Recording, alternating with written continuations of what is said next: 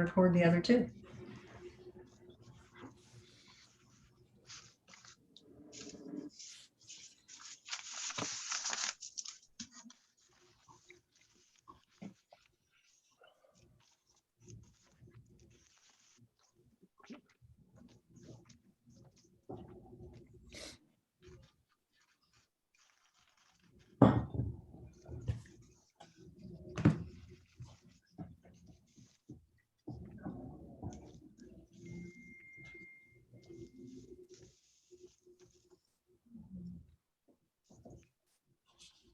All right, let's get this show on the road. Let's see what we can learn today. All right. All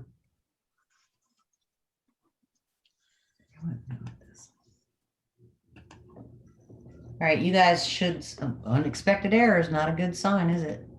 There we go. You guys should be able to see my home screening command. Is that correct?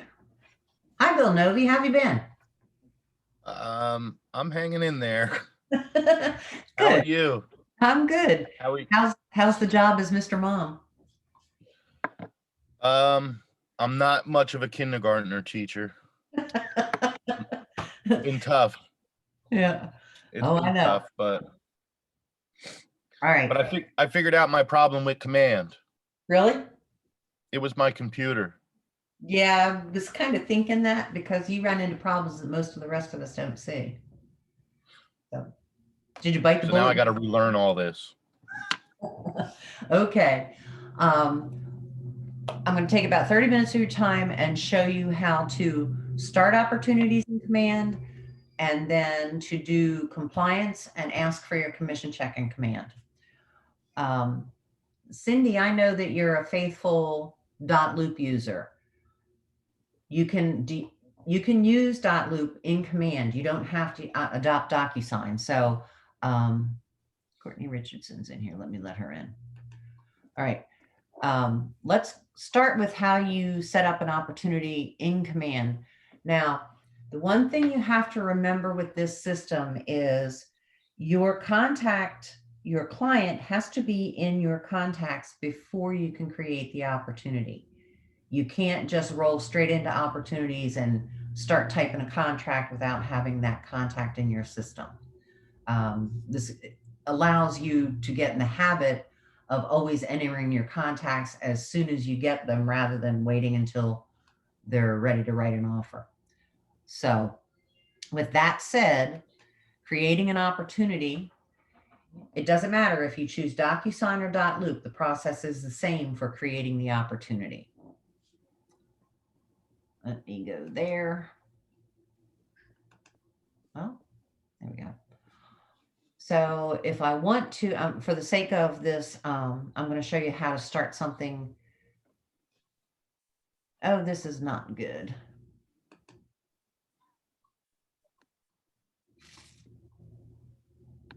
Let me try again. There we go. All right. For the sake of illustration, I'm going to create a listing opportunity real quick for you to show you how easy it is to hook up .loop to this. So Market Center is correct. Working as a single agent here. So I know that it's going to be a listing, and this is already defaulted. Anything with a red asterisk has to be completed. So the one thing I have to go find is the client. And there's my husband as my client, and I'm going to name the opportunity. It defaults to the client's name, and as if it's a listing or a purchase. We want you to use the same method you were using in .loop, which would be the street address. Oops.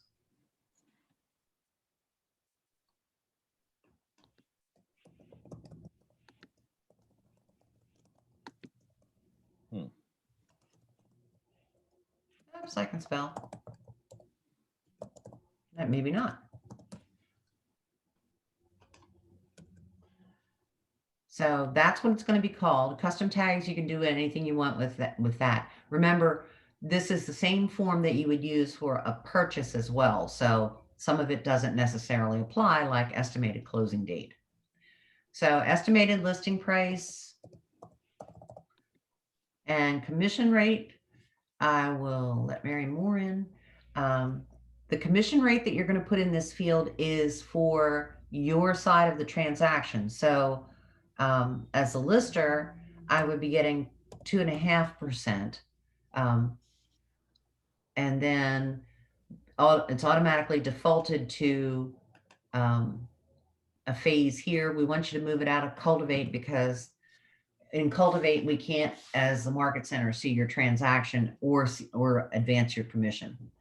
So we'll just call it that. Now I'm going to go create the opportunity.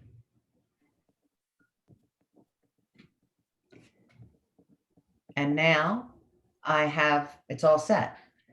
When I go to documents, here's the details. You always have to tie in a property. So if I put the street address again in here, it's already going to go find it, and it autofills for me. Don't have to do a whole lot there. Now here, the next thing, seller profile is only if you're using the KW app. It shows up there. So don't worry about that right now. So it's building the opportunity, and I have to go pick a checklist. On this side of the screen, I'm going to go residential Delaware. And now I can come over here and start the transaction. I have a choice. I can go .loop or DocuSign. If I go .loop, it's great. I do that. It's thinking for a minute. And now when I go to transaction, it takes me right into .loop, into a loop created by command for that property. You just go through the same steps that you've been going through. Now, from working in .loop, you know, if you're busy and you need to jump into it real quick, you don't have to go through command now. You can go straight into .loop and find this transaction. So, piece of cake. You don't have to come back into command until you're ready to submit for compliance or prepare your contract or your commission request. Same process we did before. All right, questions so far? No. Suppose I already have a loop created. How do I import that?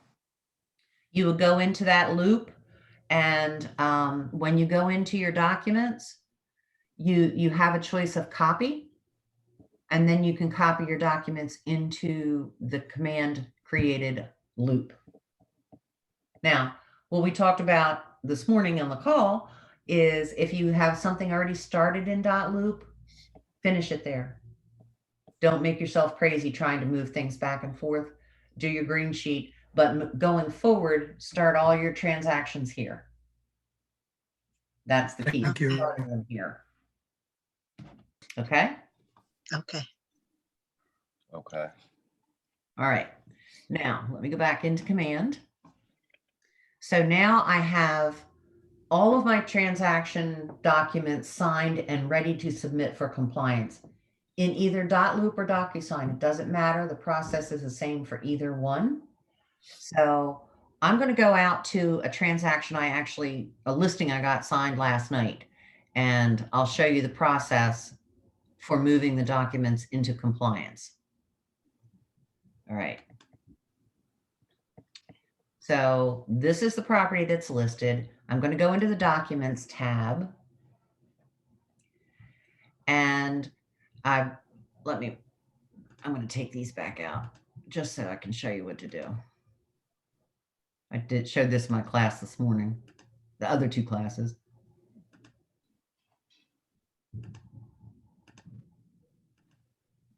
Obviously, you can take things in and out.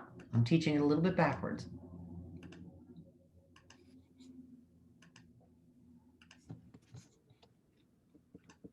You can also print from here, which is very nice. All right, so now here's a list. This screen has no documents under it. These are placeholders. All this is showing you where you need to put your documents when you're submitting them for compliance. But there is no document under here. This is not where you write an offer from. So now I want to go to add my files, and I've got multiple files that I need to attach. Because I created these documents in DocuSign, it says DocuSign up here. If you created them in .loop, it would actually say .loop here instead of DocuSign. So now it's going to show me a list of the documents that I have prepared in DocuSign. It's running a little bit slow right now.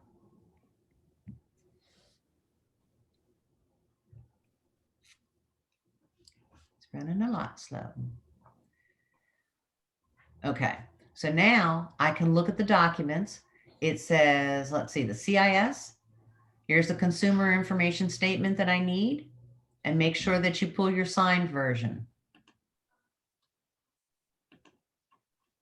And my listing agreement, I want to go down here and find that. My exclusive right to sell listing agreement. And I don't have an unapproved. Now, you don't have something for every one of these slots. Some of them apply to vacant lots or new construction, something like that. So I need my seller's disclosure, but I don't have it in DocuSign. I had him hand sign it. So I'll come back to that in a minute and show you how to upload straight from your computer. So I'm going to skip that one. And I'm going to go down now to Radon.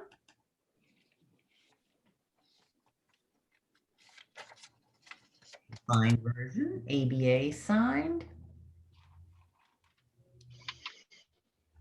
Oops, wrong one. I want to get the ABA that's signed. That's close enough. Lead paint.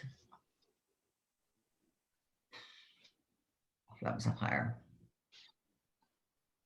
Here it is. So now I have 5 documents in here. I've got my CIS, my listing agreement, Radon, lead, and ABA. I'm going to hit attach. And there they are. So now I can go over here and I click on the document. I can review it, make sure I grab the right version. Look down to the bottom, see the signatures in place. I'm good to go. Close it back up. So now I've got to go back and go to the seller's disclosure because I didn't have it as an electronic document. So here I'll go to manual and browse my files. And 9 Willow Oak, here's my seller's disclosure. Open it.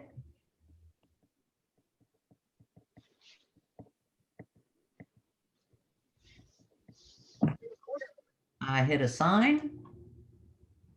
And there it is. It's in there. I am ready to submit this to the Market Center for review. I just hit this button right here. Off they go. Once whoever's doing compliance that particular day looks at the documents, you'll get a notification up here that says, okay, this one says it's been approved. This is a contract that's that I submitted for review. But she also, Ethel put a note in here that said one seller didn't initial it. So once I can see these, you can see it, all of your messages are in this spot. My request for commission for a different transaction sits right here. And they say it's been approved.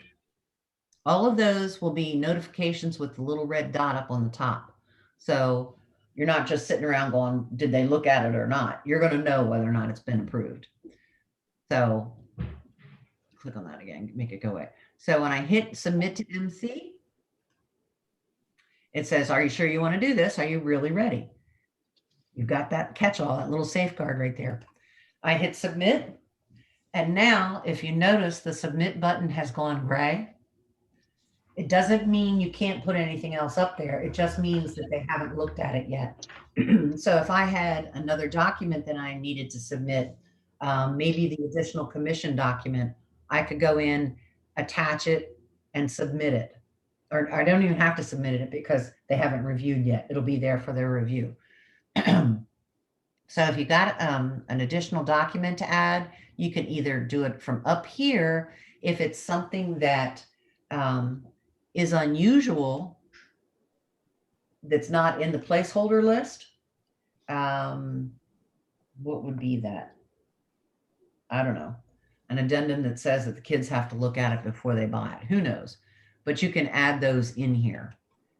Would you add a referral sheet? Sure. That's a great one that you would put in there. But you can see we've done a pretty extensive list of oddball things that you might want to put in here. And at the very bottom, well, on the contract one. All right, so now that you've seen what my listing, and I actually did submit that for review. Once I get an offer on this listing, there's another checklist down here that actually is contract documents. So you would be putting them in here in the under contract tab. There's a whole different set of placeholders. All right. That's how you put a listing up or a contract up for review. Let's go back and look at asking for a commission request. So let me go over here to one that's under contract. And let me get rid of this offer too. I've been showing everybody how to do this. Change response. Object. All right, so I want to get rid of this. Yes. All right, now this is where once your transaction is accepted by both parties, or if you're in a situation where you have multiple offers, you can add them all here at one time and submit them. It'll generate a nice little spreadsheet for your seller that you can send to them in a multiple offer situation. So let me go ahead and add this offer back in here. We don't care, it defaults to say initial offer. That's your own housekeeping. We don't care what you call it here.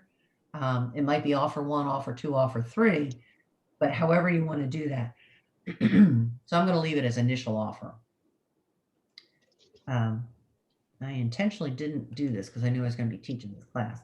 Closing date is March 15th. Property address is 176 Willow Oak. And the next thing I want to do is go to parties. And it's going to say, okay, well, here's your seller or here's your buyer. What's the seller's name? And you only need one name. And from here, he was pre-approved. And the other agent, if you look, anything with a red asterisk, again, has to be filled. It pre-populated this information because they know that I was the agent that wrote it. Colleen was the other agent. And the next thing I'm going to do is move to terms.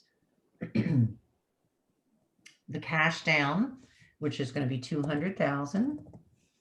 Financed amount 400,000.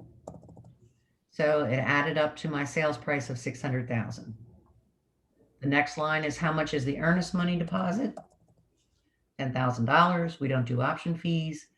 There's no termination here. Seller will contribute. This is in case you have a seller that says, oh, I'll pay for a warrant. That's where this would show up. If the offer was written with a percentage towards closing costs or a figure towards closing costs, you would add this in here. Agent analysis. This comes more into play when you have multiple offers, where you can put the pros and cons in each one of them, and it would show up on your spreadsheet. And I did this for a transaction a while back. It was really a neat feature. If you don't have to do those things, you just hit save, and your opportunity, your offer has been created. Now, here's the key on this. And if you look at my commission tab, it's not lit up. And it won't be lit up until the offer is accepted. So if I hit accept, commissions are now a viable screen. So from this screen, I'm going to go to commissions, and it's bringing over the information that we just filled in. It shows sale price commission, gross commission, and it's a full unit. Don't need to change anything here. Closing date and contract date are correct. but I need to perhaps edit the agent payment because I didn't collect an admin fee from this transaction. So I'm going to have to pay it out of my own pocket. Ugh. Well, there's good and bad in that. So it shows the gross commission. Now, if I was paying, if I had a team member and we were splitting this 50-50, I could change this and put in 0.5 and it would calculate the commission over again. And I would have to add the agent. But that's a whole different level. We're just getting the basics right now. So we're going to leave the one alone. Let's see. I've capped my royalty. I've capped, don't need to do that. If I wanted to contribute to KW Cares, I can do that here. Or if I need to add an item, which would be a deduction because of the $75 that needs to be paid to the Market Center, it would go here.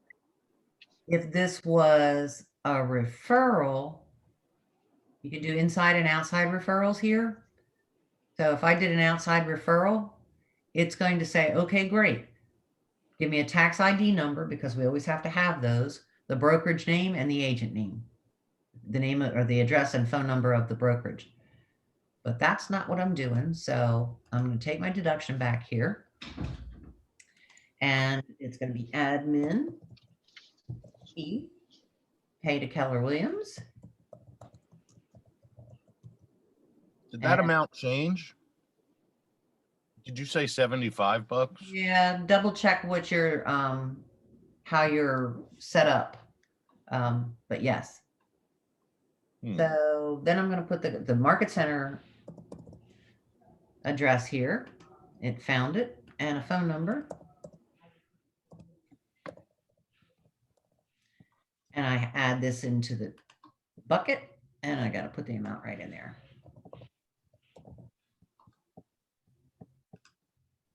So now it shows up here as a deduction off of my list. But wait a minute, I actually charge, assume that I actually charge an administrative fee myself. So here's where I would add that in as a bonus, just like we did on green sheets. And the amount, assume it's $275. Oops, that was expensive. Can't talk to you right now, Scarlett. So I want to add that in there. Now, if you look at the math, here's my bonus at the top. And here's the $75 taken out for the Market Center part of it. And I can save these changes. So this is essentially your green sheet. It's just a nice clean screen that you're working from. And it shows gross commission, that $275 bonus. I did the math wrong there. So, oh, that's for the KW Cares. And then it says there's another deduction of $75. All of those are correct. Then I would hit submit to the marketplace. I could add a note to Betty or whoever's doing the accounting and let them know, for example, if I had both sides of the transaction, that I'll be submitting a matching commission request for the other side of the transaction. But this is very, very simple. And now you can see it says open right here. I haven't submitted it yet. When I click this button, it now says it's under review. I'm going to have to pull this back because the math is wrong. But anyway, you can see it says submitted. Now, if I go into an opportunity where the commission has been approved, let me go to this one.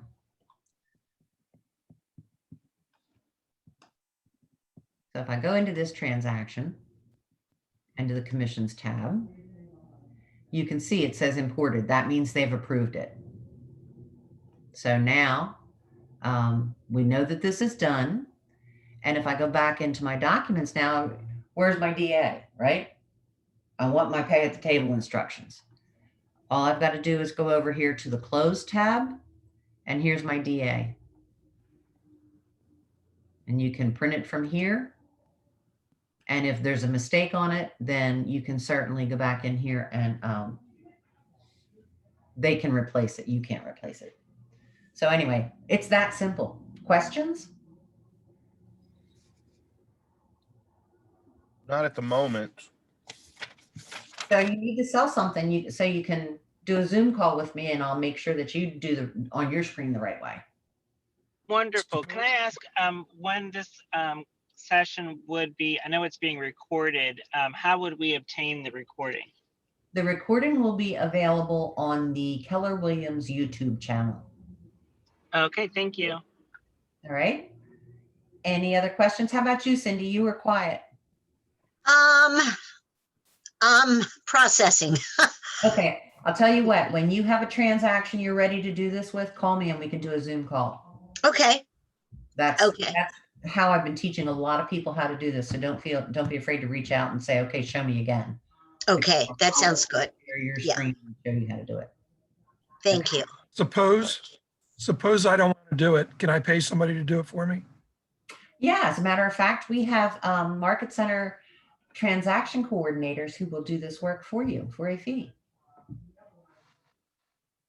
Just this part, or they do the whole thing? Well, I would talk to those coordinators and ask them what their menu of options are. So is she a coordinator? Krista Carroll?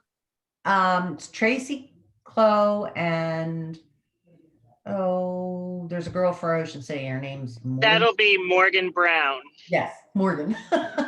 She was Okay. on my class first thing this morning. I've got to remember her name. But yes, they're the ones that would do it for you. It would not be the front desk. It would Okay. not be the agent services coordinators. Okay, thank you. Okay. Any other questions? How about you, Andy? Are you still in Florida? I don't know if they heard me. Mary, how about you? Do you have questions? I guess not. All right, guys, if you don't have any questions, I made it in 28 minutes this time. Got a record. And you can go back and rewatch this on YouTube channel. Okay? Thank you. Okay. Thanks, Andy. All right. Thank you. Cindy, when you're ready to do one, get up with me and we'll do a Zoom call. Thank you, Sandy. And no, I don't have questions. I couldn't figure out how to unmute it. Okay. Well, if you do have questions, just reach out and I'll show you again and again. All right, thank Yeah. you. Thanks very much. Okay. Bye-bye. Thank you, Sandy. Uh-huh.